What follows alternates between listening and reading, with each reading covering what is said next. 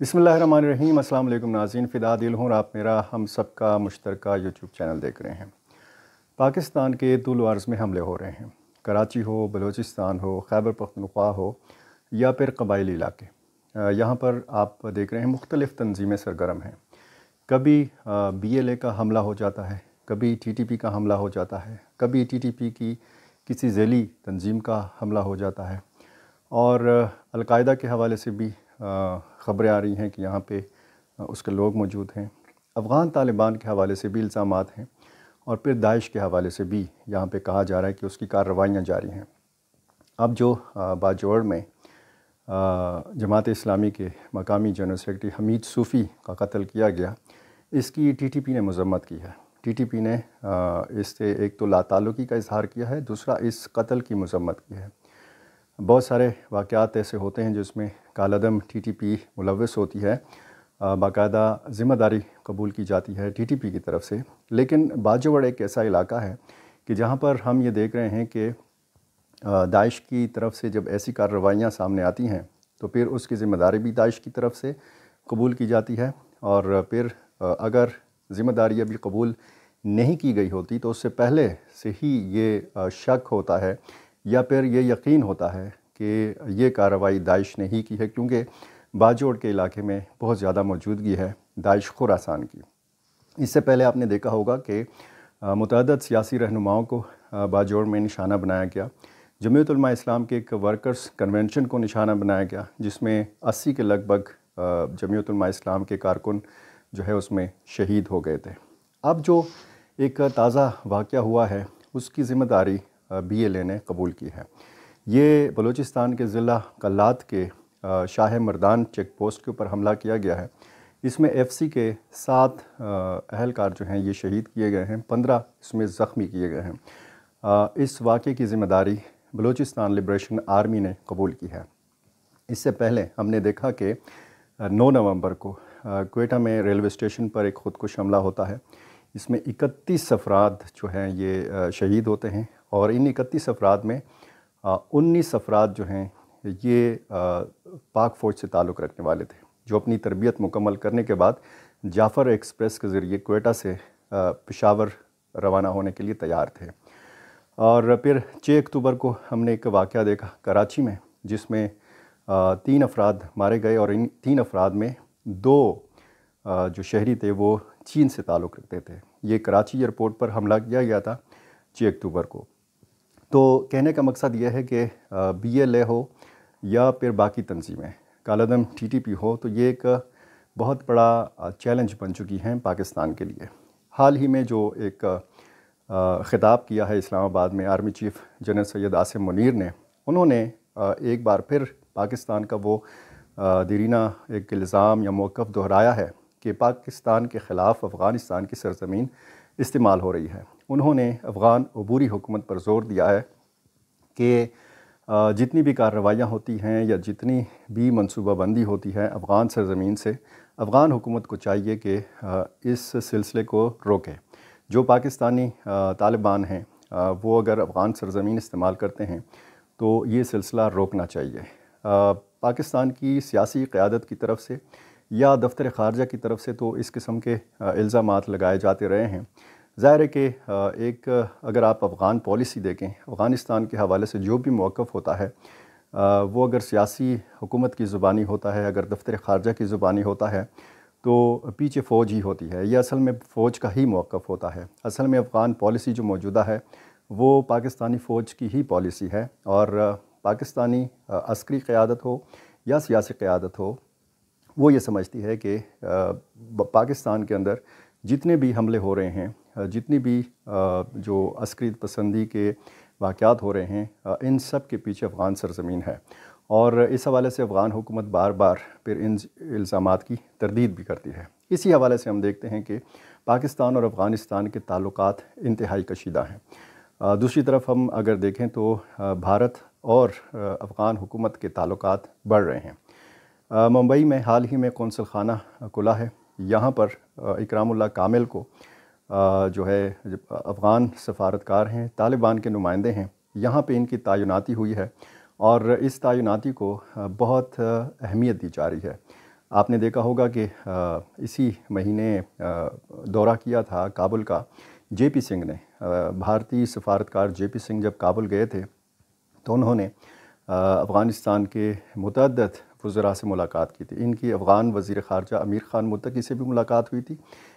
جے پی سنگھ کی سابق افغان صدر حامد کرزئی کے ساتھ بھی ملاقات ہوئی تھی. اور جے پی سنگھ نے انتہائی اہم ملاقات جو کی تھی وہ ملا عمر کے صاحبزادے ملا یعقوب مجاہد کے ساتھ کی تھی، جو افغانستان کے وزیر دفاع ہیں. یہ انتہائی اہمیت کی حامل ملاقات تھی. دفاعی کے حوالے سے بھی بہت ساری باتیں اس ملاقات میں ہوئی تھیں.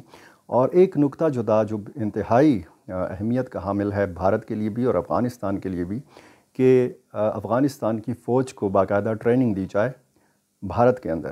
یہ پاکستان کے لیے انتہائی تشویشناک بات ہے. لیکن اس ملاقات سے لے کر یا بھارت میں افغان طالبان کے ایک سفارتکار کی تعیناتی تک پاکستان کی طرف سے کوئی سنجیدہ اقدام نظر نہیں آ رہا.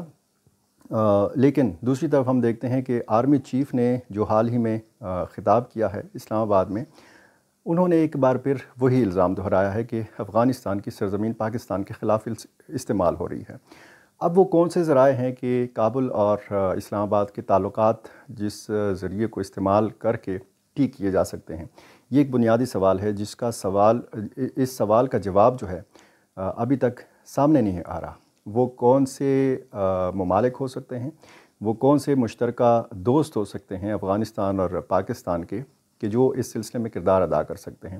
اب اگر بہت زیادہ نظریں جاتی ہیں چین کی طرف، کیونکہ چین کے اپنے مفادات ہیں پاکستان کے اندر بھی اور افغانستان کے اندر بھی، لیکن چین کو خود ایک مسئلہ درپیش ہے اور وہ مسئلہ ہے پاکستان کے اندر چینی شہریوں کی سیکیورٹی. چینی جو ماہرین ہیں، جو انجینئرز ہیں، ان کی سلامتی، ان کی سیکیورٹی جو ہے یہ انتہائی بہت بڑا چیلنج بن چکی ہے. حال ہی میں کچھ خبریں گرم رہیں کہ پاکستان کے اوپر یہ دباؤ ہے کہ چین اپنے جو فورسز ہیں، چینی جو کمانڈوز ہیں، وہ چینی حکومت چاہتی ہے کہ یہ پاکستان میں اتریں اور یہ پاکستان میں چینی شہریوں کی حفاظت کریں. اس حوالے سے عالمی میڈیا نے بھی اس معاملے کو رپورٹ کیا. پاکستانی دفتر خارجہ نے اس کو ایک ذہنی اختراع قرار دیا میڈیا کا اور کہا کہ جی یہ صرف میڈیا تک چیزیں محدود ہیں، حقیقت میں ایسا کچھ نہیں ہے. چین نے بھی تازہ خبر یہ ہے کہ ان خبروں کی تردید کی ہے اور کہا ہے کہ ہمیں پاکستانی فورسز کے اوپر پورا اعتماد ہے. پاکستان کی جو فوج ہے یا پاکستان کے جو دوسرے قانون نافذ کرنے والے ادارے ہیں، ایف سی ہے یا پولیس ہے، جو بھی سیکیورٹی فورسز کے ادارے ہیں، وہ سارے اپنے کام میں مہارت رکھتے ہیں اور ہمیں اپنے دوست پاکستان کی سیکیورٹی فورسز پر پورا اعتماد ہے. یہ جو خبریں ایسی آ رہی ہیں کہ چین اپنی فورسز پاکستان میں اتارنا چاہتا ہے، ایسا نہیں ہے. ہم نے کوئی دباؤ پاکستان کے اوپر نہیں ڈالا. تو چین اپنے ان مسائل میں گرا ہوا ہے. ظاہر ہے کہ ان خبروں نے پاکستان کے اوپر بھی دباؤ ڈالا تھا. ظاہر ہے کہ اگر اس قسم کی کوئی بات بھی ہے تو یہ پاکستانی فورسز کے اوپر عدم اعتماد ہے. اگر پاکستان اس کے لیے تیار بھی ہو جاتا تو یہ کھلم کھلا اپنی ناکامی کا اعتراف ہوتا. لیکن اب وضاحت آ گئی ہے، دو طرفہ وضاحت آ گئی ہے. اس حوالے سے اگر ایک پریشر ڈیولپ کرنا مقصود تھا پاکستان کے اوپر تو وہ پریشر تھوڑا سا ریلیز ہو گیا ہے.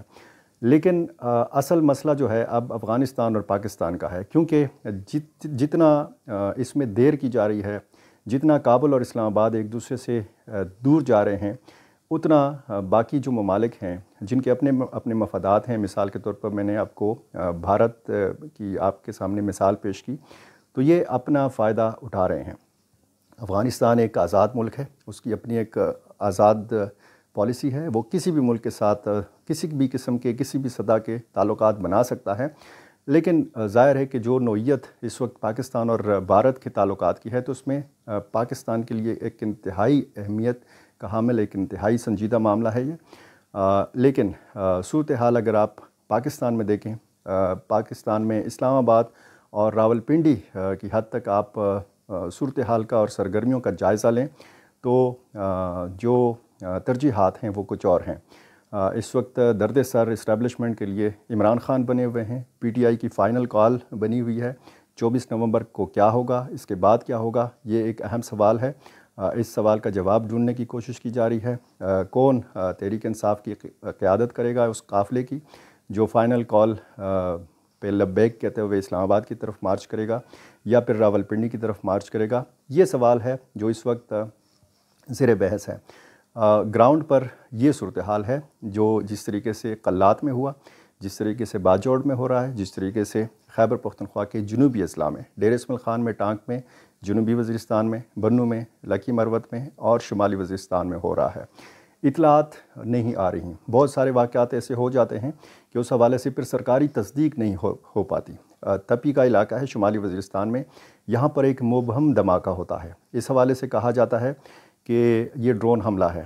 کچھ ذرائع کہتے ہیں کہ یہاں پر خودکش بمبار کی گاڑی تیار کی جا رہی تھی۔ کچھ لوگ کہتے ہیں کہ جی یہاں پہ دو تنظیموں کی آپس کی لڑائی تھی۔ کچھ لوگ کہتے ہیں کہ کسی بے گناہ جو وہاں پہ ایک گھرانہ تھا اس کو نشانہ بنایا گیا، جس میں ماں اپنی جو باقی بیٹیاں ہیں اس کی 4 اس سمیت یہ شہید ہو جاتی ہیں۔ وہاں پہ لوگوں نے بڑی تعداد میں جنازے میں شرکت کی ہے۔ اب اگر سرکاری ذرائع سے ایک واقعے کی تصدیق نہیں ہوتی تو ظاہر ہے کہ طرح طرح کی اطلاعات سامنے آئیں گی۔ ابھی تک اس شمالی وزیرستان کے واقعے کی سرکاری تصدیق نہیں ہو پا رہی کہ اصل میں وہاں پہ ہوا کیا ہے۔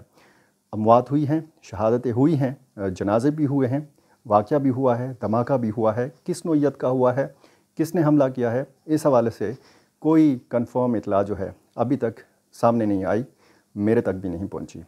اسی قسم کے معاملات میں اگر آپ کی دلچسپی ہے تو میری آپ سے ایک بار پھر گزارش ہے کہ میرا چینل سبسکرائب کیجئے اور اپنی رائے سے اسی طرح مجھے نوازتے رہیے۔ بہت شکریہ۔